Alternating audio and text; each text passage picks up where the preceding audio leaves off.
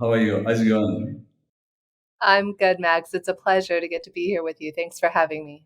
Thanks to you for coming and talking to me and talk about your venture. So, if you want to give an introduction to yourself before, and after we can go there. Yeah, so I am Jennifer Cahill. I am the CEO of OptiMatch. I built and sold my first company in 2018 to a large subsidiary, well, a subsidiary of a large accounting firm in the United States. After that, then I pivoted and created our new company, OptiMatch, which is an algorithm to match people effectively, specifically matching employees and employers and enhancing employee satisfaction, retention, and success. So, let's talk about it.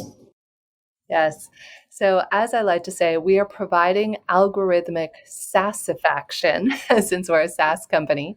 And we like to say that our dream, our vision, Max, is to reverse the accidental adversarial relationship between human beings.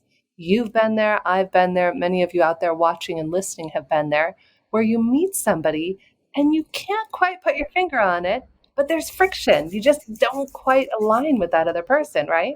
And so that is the problem that we sought out to solve about 3 years ago after I exited the company. We began to develop this mathematical formula to match people. Now, there are a lot of wonderful organizations out there like Predictive Index, Myers Briggs, many that we've all heard of, Enneagram, and yet none of these, Max, were ever designed from the ground up to match and align to human beings.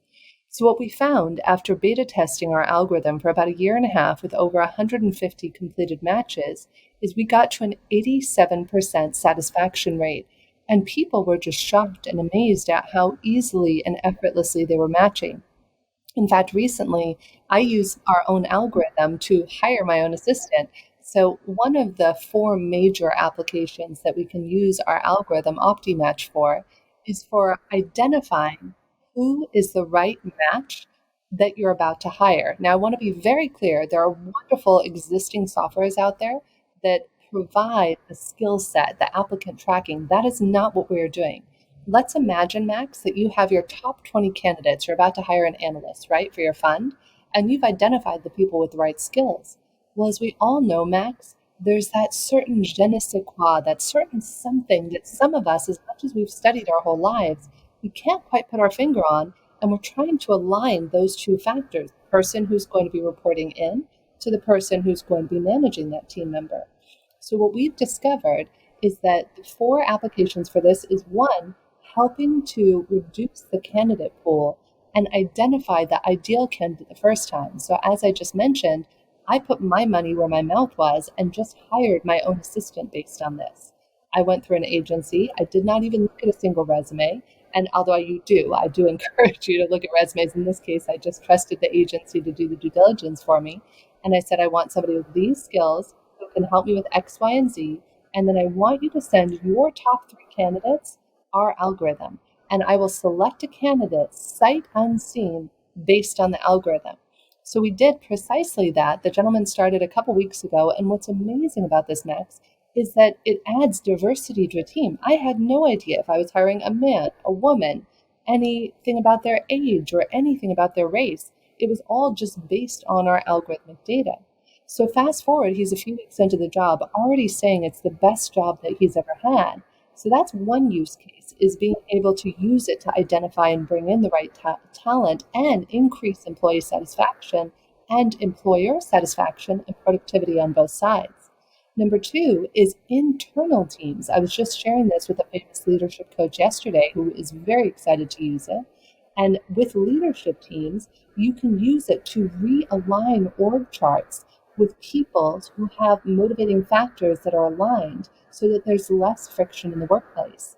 I just did some consulting around this with Web3 company here in Lisbon, and we completely turned around the whole company in less than a few weeks. They went from not having productivity, getting ready to terminate team members, to having an aligned team who's more productive than they've ever been before. Another way that we can use it is if somebody already existing works for you and you can't realign org structures, how do we do sensitivity training to help one another realize that if your motivating factors, Max, are different than mine, how do I speak into your motivating factors so you feel heard, appreciated, and known, which leads to greater productivity. As Dr. Paul White cites, one of the greatest reasons that people leave a job, 87% of people, in fact, is due to lack of appreciation at work. So if you can't speak into somebody else's listening, you're going to have high turnover. And the fourth way we can use this is to create really diverse boards. Let's say that you want the opposite. You want a team with a lot of friction. We can reverse engineer the algorithm to have it select the four most diverse board members. That way you get the most innovation on a team. So we're in the process right now of raising our first round of 1.2 million, which gives us 18 months of runway. And this is based, again, on a SaaS model, which is a monthly subscription model where our clients can pay us for however many matches that they want to get a month, ranging from, on the low end, a couple $100, $300 a month, up to 10,000 or more. So 10,000 being one of the highest packages, or enterprise that we can custom make for our clients. And we have huge interest around the world. A dear friend of mine, as I was mentioning to you before we just went live here, Dr. Mark Golston, who's one of our advisors, was so smitten with the product that he immediately reached out to Marshall Goldsmith's 100 top coaches, which he is one of them, and said, guys, we can revolutionize how we're working with our clients at the corporate level by using Jennifer's algorithm. So I've been busy demoing it ever since then. And fortunately, we've already gotten a commitment of 200K from one VC in the Silicon Valley area. And we have another potential commitment of a fund that's about to close of 800K coming in sometime in early spring, probably next year. So we still have a couple 100,000 left, and we would love your support. Thank you so much, Jennifer. That's a serious problem. Hiring is by far the most complicated thing. And you're right, friction comes as soon as you meet someone. Now, friction outside work is okay. Friction on the workplace, it's another story. Affects the company and the workforce so much. But in terms of adoption, who is adopting? Is only headhunters or maybe directly to the company? Where are you going to? So, our first goal is actually to go directly to the directors of the companies and to coaches themselves. So, one element, actually, we had one of our earliest clients who was on board with us from day one out of Australia, who said, Jen, oh my gosh, we'd love to roll this out with the Australian government. So, we have, on the one hand, we have agencies that want to roll this out to their clients. And for example, the gentleman I was speaking with yesterday, who has a leadership academy that he created in China for Apple. So he wants to be able to roll it out with all of his clients, all of the companies he works with. So on the one hand, we have that client base. On the other hand, we have huge interest from organizations who just want to work directly with us and want to purchase and have access to the software and then be able to use it for, number one, hiring incoming candidates, and two, to help with friction, because those are the two biggest pain points. One is identifying the right talent up front and not wasting all those man hours. To hire my new assistant, it cost me less than 20 minutes of my time because we use this algorithm to optimize it. On the flip side, it's once you get people on teams. For example, the CEO and CTO I was working with a few weeks ago, they had just raised millions and millions of dollars from some of the biggest names in Web3 and crypto. And they had huge issues because the devs weren't meeting their deadlines. Well, when we looked at the data max, it was astounding. There was 20% variability between the CTO and one of their team members. And what that tells us is the average person can only tolerate upwards of 10% variability. So there were two things that we did. One, we said, well, what if instead of having this guy who is integral to the team, who you don't want to lose, what if we had the reporting structure? What if we put a buffer between you and him with somebody who's more aligned with him so there's less friction? So we did that, number one. Number two, we realigned how the leadership team was thinking of working with this guy. We could tell based on what he was motivated on, he needed time and information in order to make a decision, which they weren't giving him. And then once they had the context of what he needed in order to feel productive, they were able to shift the way that they were leading him, working with him, and requesting for commitments from him. On one side, I can hide. On the other side, I can fix already my team in this way. Exactly, precisely. But so 10% is the maximum tolerance? So most people can only tolerate upwards. Now, this does not go for friendships. What's been interesting is I've seen people, like if you're friends with somebody, to your point, you're like, oh, cool. Okay. You and I can just shoot the shit and, enjoy a beer, whatever it is, and have fun and have our differences and have a fun conversation. Yet in the workplace or in any sort of intimate relationships from the studies we've done, that creates an amount of friction that's intolerable. For example, when I was testing our algorithm very early on with this marketplace of 100 practitioners that we were testing it with, I tested it and I was interviewing each person. As I was interviewing this one woman, Max, I wanted to punch her through the camera. I couldn't explain it to you. I liked her as a person. We had talked socially before. The minute we got into the interview phase, I was like, oh, shut up. Why are you still talking? But here's what's funny. I didn't have her data yet. She hadn't yet answered our matching questions. So I didn't have confirmation bias. It's not like I knew we were variable. All I knew is I wanted to punch her through the camera. And I love everybody. I meditate. I'm normally very calm. So I was shocked by this visceral response I had. Max, you cannot make this up. Literally, we went through, we checked her data. 2 days later, she answered the questions. She and I had 20% variability, not in one category, not in two, but in three of the four categories. Wow. And the reverse side of this, my dear friend Mark Golston, when I was mentioning that I demoed the product for him last week, he was a very dear, dear friend, therapist. We've also found this works tremendously well for therapists and coaches with those that they coach or mentor or work with. And Mark was instrumental in my development. So I was kind of nervous, honestly, to have him answer the matching questions. So he goes through, he answers. And of, say, the 700 people in our database, you cannot make this up, Max. Mark was my top 3 matches of everybody in our entire database. Wow. But what I really find in hiring is, for example, if I use headhunters, there's a very buy side. For example, sex and all. There are things there are stigma. They are there, and so it's possible in your way to remove this. So be very unbiased, very neutral. Just get to the point, and that's it. Yeah, that's like I said, when I hired my own assistant, I thought it was a woman. I again talk about biases. I was like, okay, well, my new assistant, she's starting on Monday. Nope, turned out it was man. Like I had no idea because I was just going off the data. And so, what if, imagine that people use their normal software? I'm not saying still screen for skills.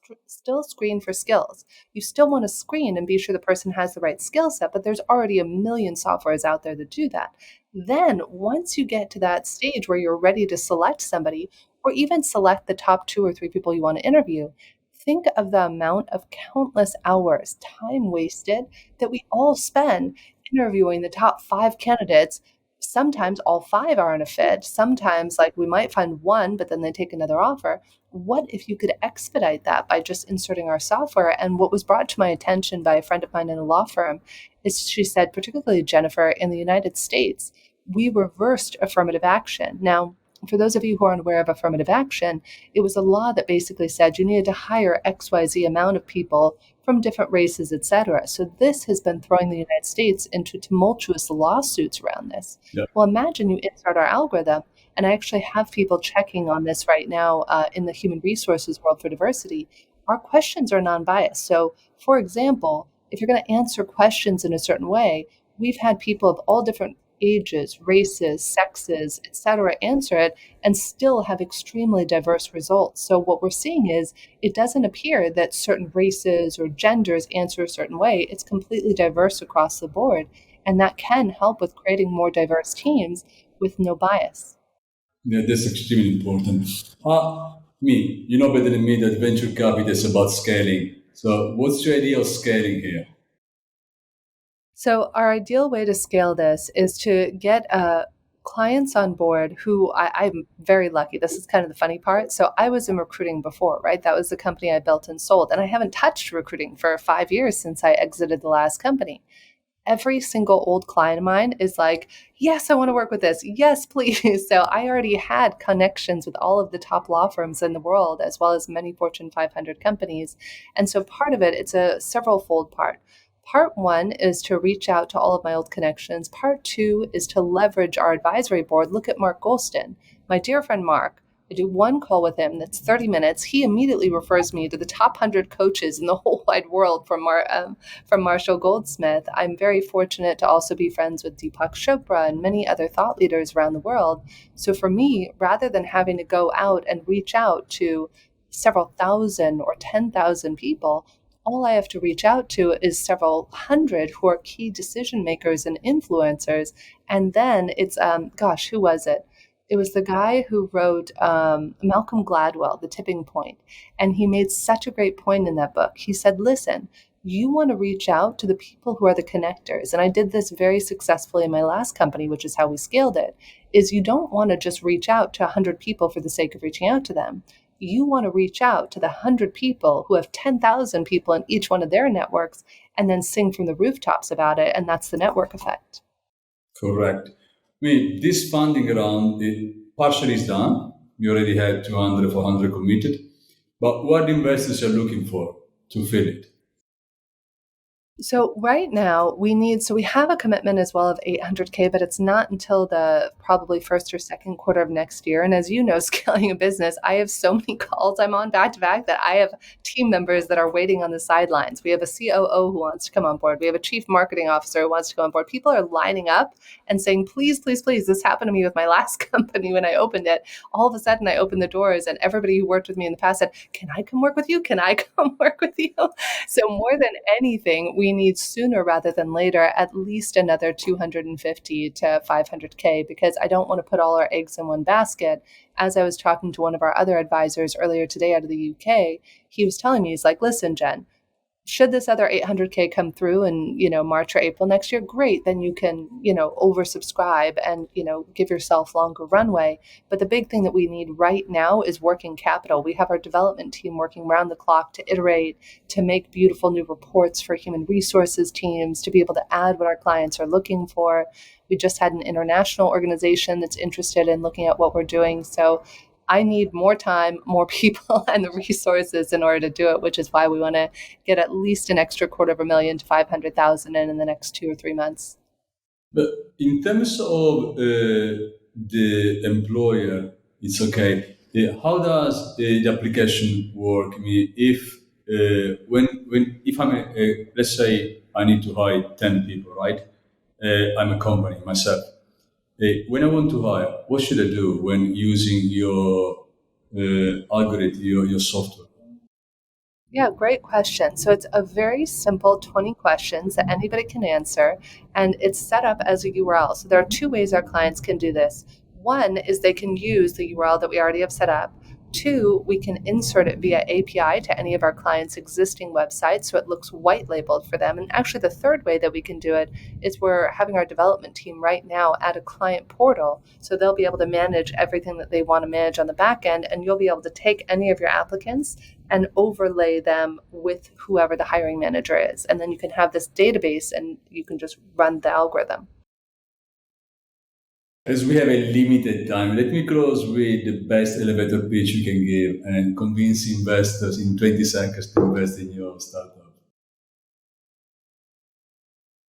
You know how it is going to take the perfect team to help you scale your business? We can help you find that perfect team, not in years, not in months, not in weeks, but in days. That's why you should be using OptiMatch.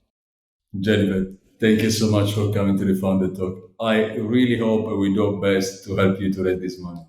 Thank you. Oh, thank you so much, Max. It's a pleasure to be with you. My pleasure.